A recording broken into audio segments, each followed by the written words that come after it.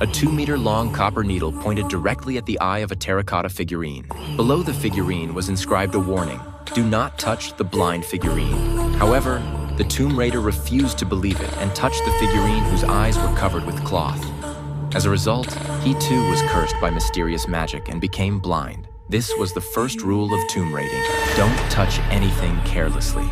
Ever since Jack's team entered this mysterious underground palace, they discovered that each chamber had different survival rules. Breaking any rule would result in severe consequences. Take the pool at the entrance, for example. Inside floated a small boat filled with precious jade stones. But this room had a peculiar rule: take everything.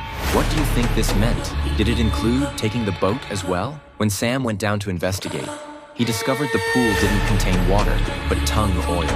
At the bottom lay many black stones. He thought bringing these stones along would allow them to pass through, but strangely, the black stones sparked with fire.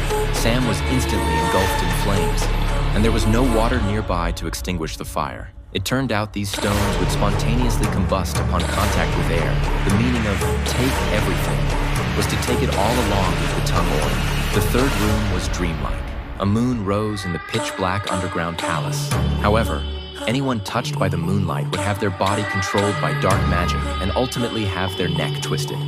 So the rule here was, don't let the moonlight touch you. The fourth room was a great hall with many warnings left by others. Leave quickly. Don't look back.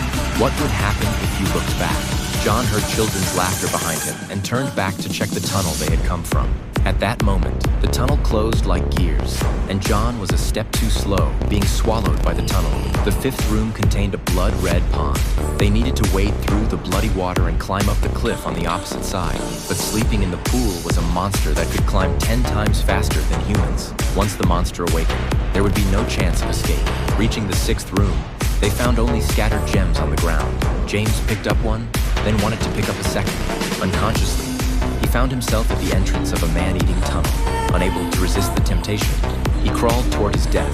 After overcoming numerous obstacles, the team finally reached the deepest part of the tomb. At the center of the palace stood a golden coffin. The rule was no longer a riddle to be solved, but written clearly in the middle of the coffin.